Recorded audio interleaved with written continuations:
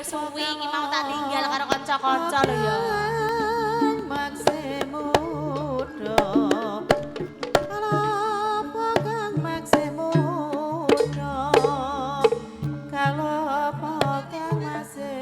Lah lek umbah-umbah iki mau rak aku umbah-umbah dhisik to lagi dolanan kok sampean iki ra umbahane ngguri to iki mau no.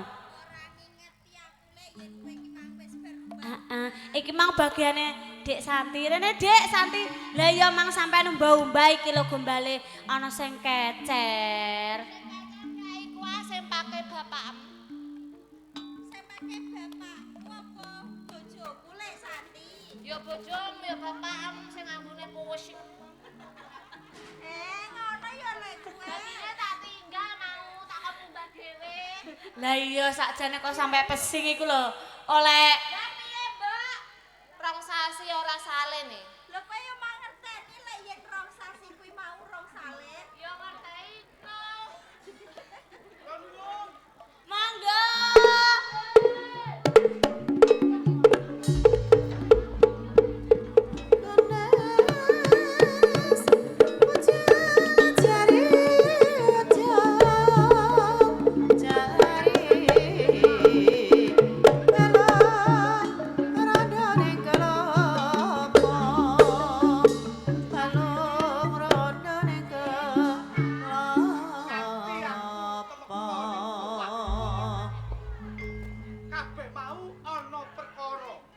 Sing arep tak kandhake kawan kowe.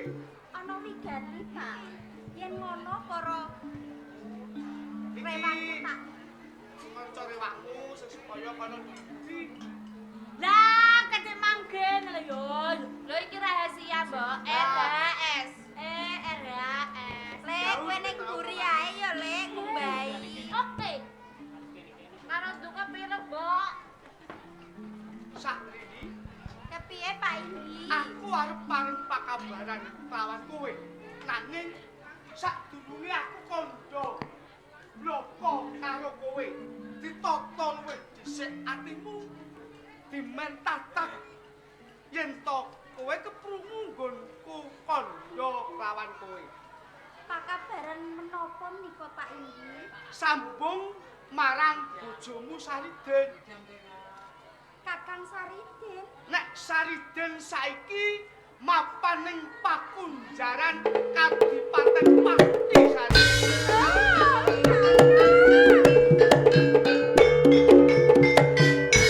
Begot bojomu kuwi wis pun.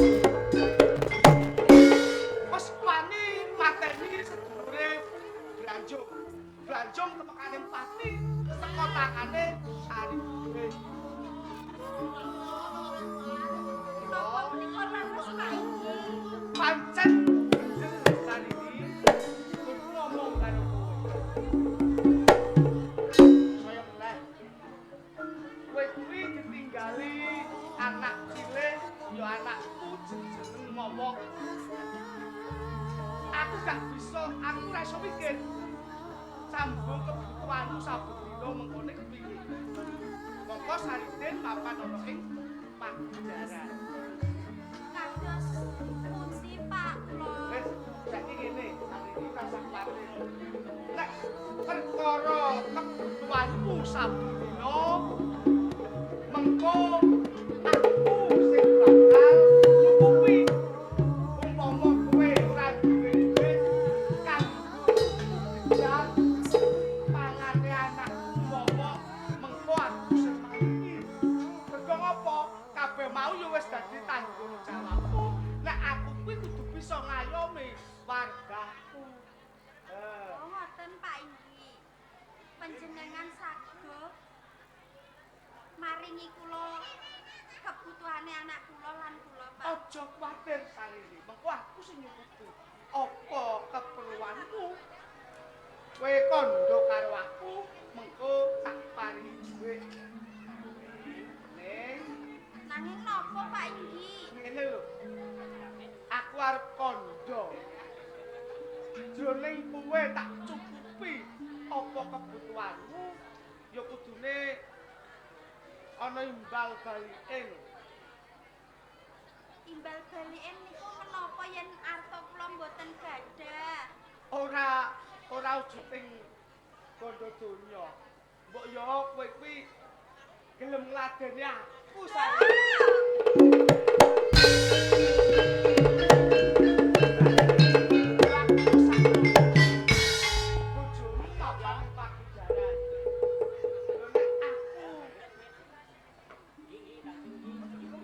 Seneng karo kowe kuwi sing kudune kowe ya seneng mergo bakal kecukupan sekabeh kebutuhan. Boten. Ampun piye Pak iki?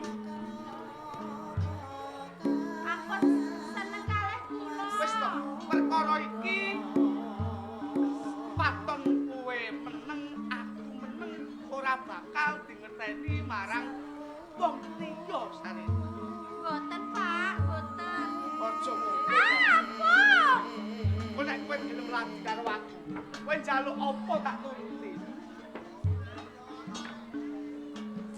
Boten Pak, kula boten butuh menapa-menapa. Sampun dibacokke nggih Pak. Kok yo ora usah Pak. Sing bener iso mikir. Sambung yo tanggal susah.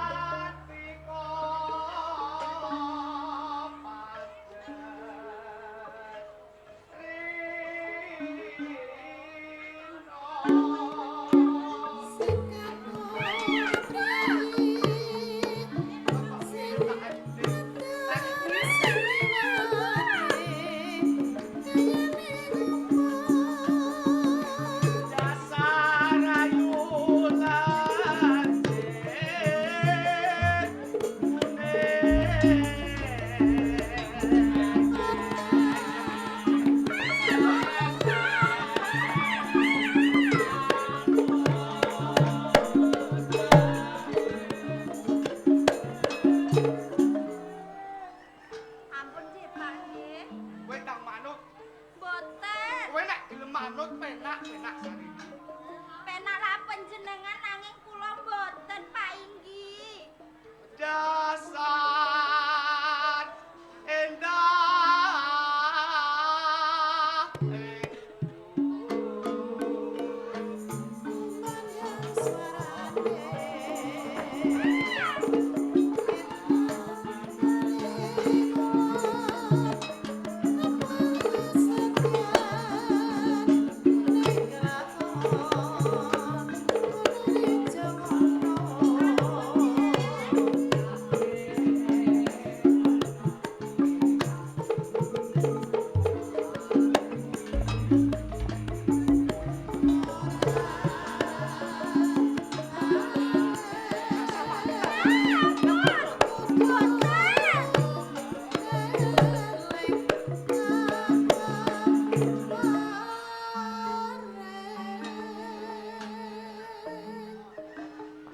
tartamtu tak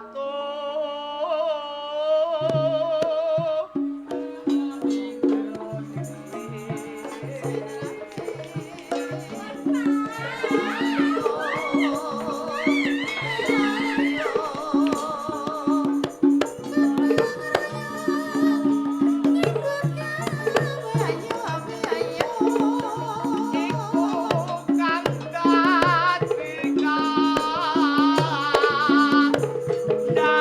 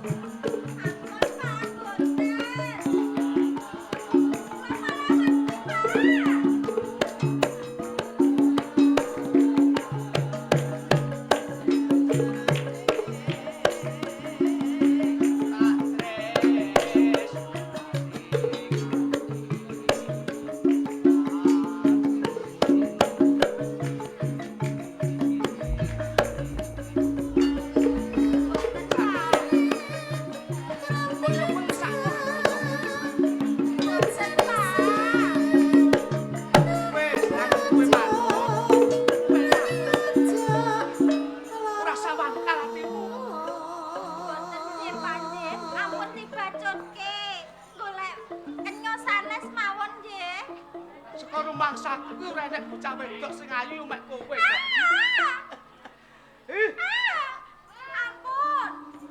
Boten. Wes, umpama aku ora mbok ladeni gak apa-apa ning dudoi saiki. Dudoi menapa menika, Pak? Kuwi lho. Iki putra kula. Ngomong. Nggih. Ora. Lah pundi?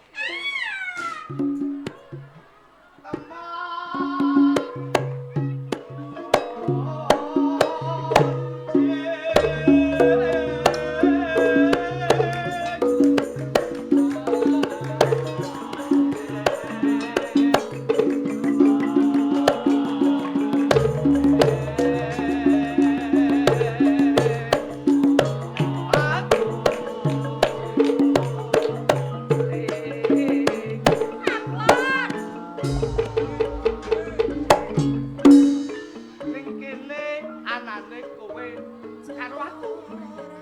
Nek kowe ora gelem ladeni karo aku, apa bakal lakon? Kowe tak paksa. Boten ampun. Kowe tak paksa lho. Ampun. Piye? Boten. Ampun panjenengan ajeng napa Pak iki? Ladeni jilu. Boten. Ayo. Boten. Ayo. Ayo. Ayo.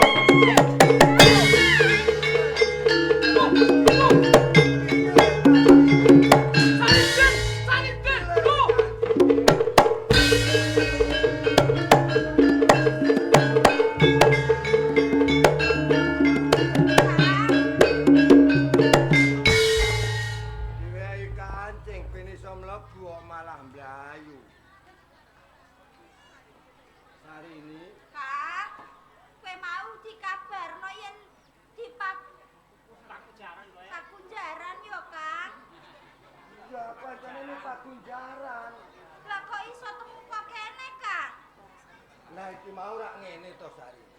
Piye, Kang? Kakang Gandung iki gawe tatanan. Nek rino iki tibane duren iki nang nek bengi nang aku. Lah aku jaga bengi aku dore kala rak pamit kowe to. Nek aku arep gawe obor karo pikulan. Pikulan tak lintengi. Aku tanggo mikul duren. Ning jebul ning kono iki malah tak gelene aku jaga duren.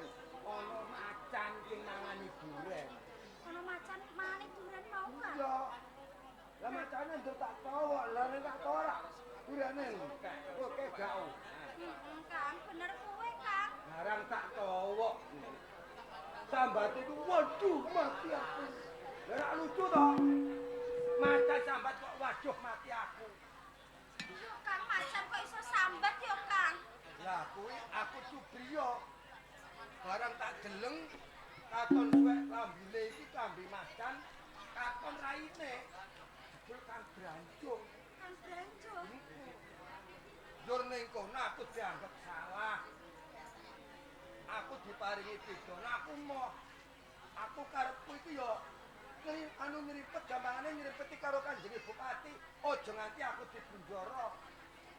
Nek wong kono iki wong pinter. Aku dibojo alus duwe omah apik. Omah sing gedhong magrong-magrong. Aku turu yo ning kono. Mangan yo ning kono, ngombe ning kono malah dikirim. Lah aku iki krasa nek aku ngono dianggep salah di dekek ning pagunjaran. Nek kepleset unine Kanjeng Bupati.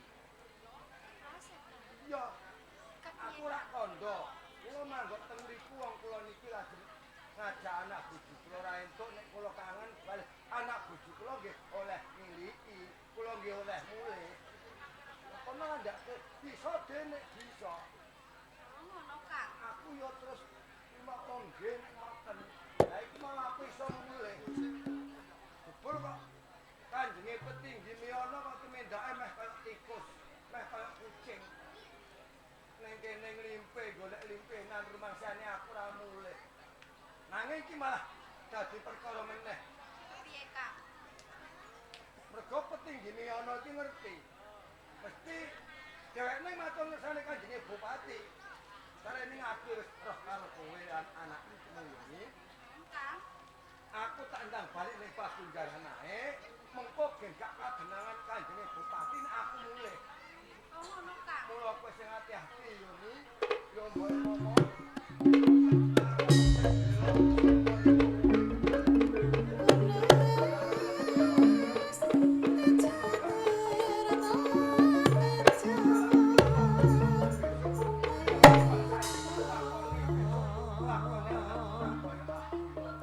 Baik yo Kakang. Kakang Sarijin sing hati-hati yo Kang.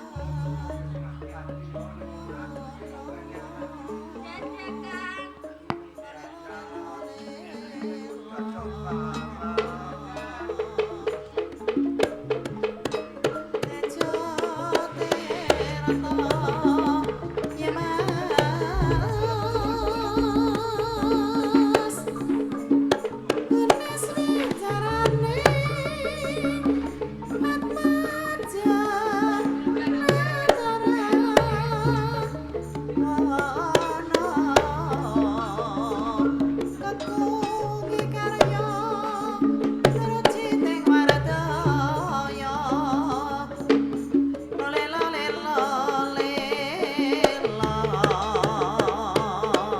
Saestu panjenengane.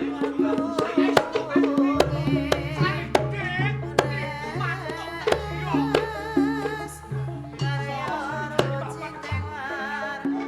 Nggih, kula sesiripun ning Sarijin teng omah Riono. Lho sampean pripun to? Kowe sampean leboke Pakunjaran. Yo, pancen bener sesine kuwi aku, sing jaga ki aku. Nek saestu kula ngertos ki ambak, kuncine sing gawa ki aku. Sopo Pradan? Nggih, ngene. Ben gumantung lancet to ya. Coba Bengok Sarijin. Siapa nih Pakunjaran apa ora?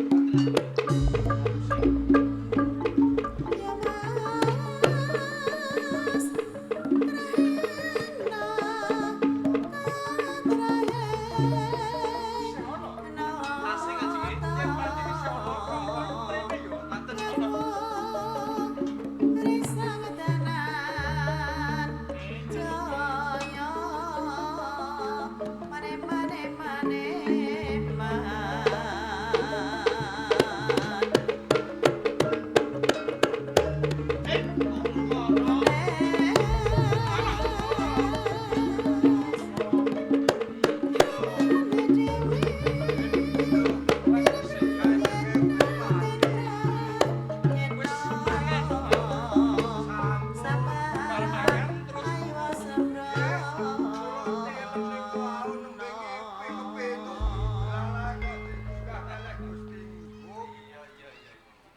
Wajane nggih nikmat tenan ngipine kula. Kowe ngipi apa, Din? Aku ngipi kula niku kepethuk kalih bojo kula, Je.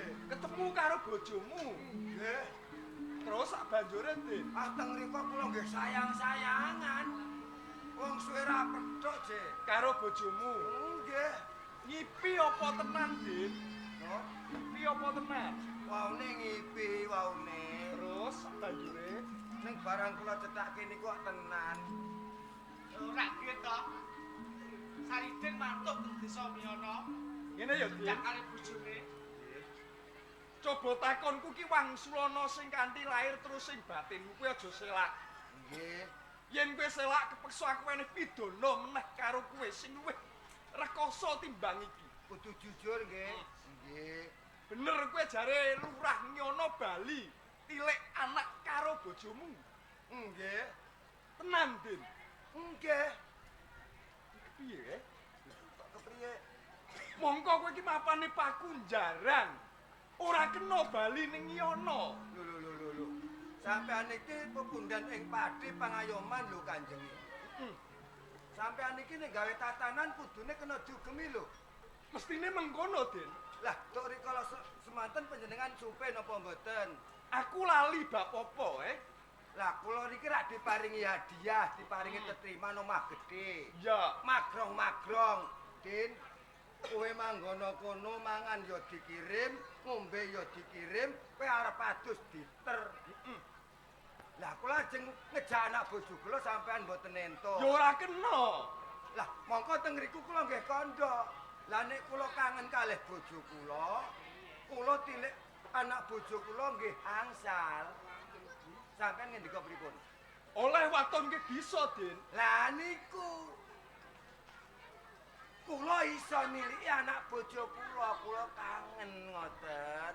Dadi kowe iso nilik anak bojomu krana kowe iso. Nggih. Ora ngrumangsani luput. Lho, ngoten. Wong kula niki mung ngugemi dawuh panjenengan. Lurah Yono. Piye gogol? Gogolmu kepiye?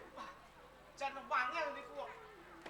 Kula nggih bingung. Pripun to Kang? Kowe iki lho bingunge iki lho. Turene kula niku ken jujur sampeyan takok nek kula mulih. Kula nggih mulih. Cukup. Contoh. Cetok kowe arep milani marang dadane bupati mangun noneng pati. Sariden. Kowe ungas. Ngungaske beh wong dedaya kowe wong ngerti. Ngerti. Pati sak kukupane iku mau sing menang nebok bon-bonane wong sak kadipaten pati aku mangun noneng. Ya lajeng kados pundi kan? Teges kowe nyepele marang panguasaning pati mangun noneng. Sombo Pradan. Dawuh marang prajurit sing supaya yasa gantungan. Sesuk-esuk bareng meteking surya, Sariden gantung. Nggih,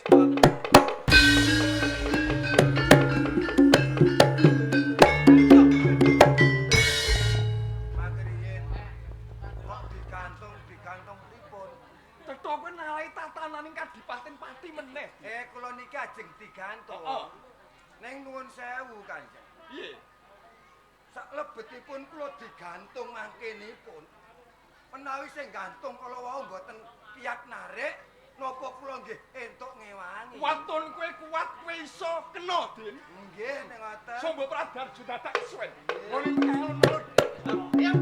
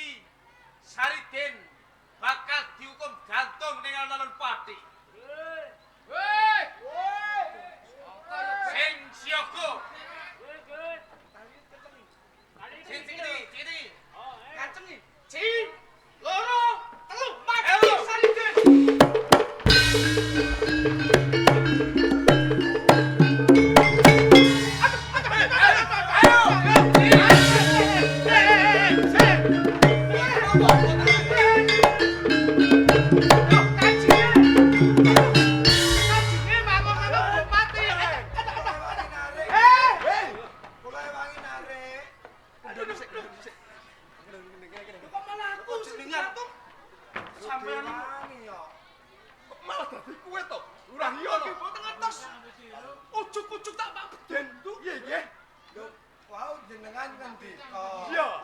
nek sing narik ora kuat apa iso diwangi? Iso denek iso. Lah kula nek iso ngewangi narik to. Jangan nyanok niki sawit den bulet. Aneh-aneh iki. Lho kok bulet Lah, kula niki dadi jujur kok. Saridin, Nggih. pati iki nek jangkep loro ana wong sing kaya kowe ora gawe tentreming jagat kadipaten Pati. Lah lajeng Mumpung dina iki isih sabar. Pati mangun noneng. Kowe lunga petak atrapi pidana Pati. lho Kanjeng Paduka menika sesuatu. Lunga petak atrapi pidana Pati.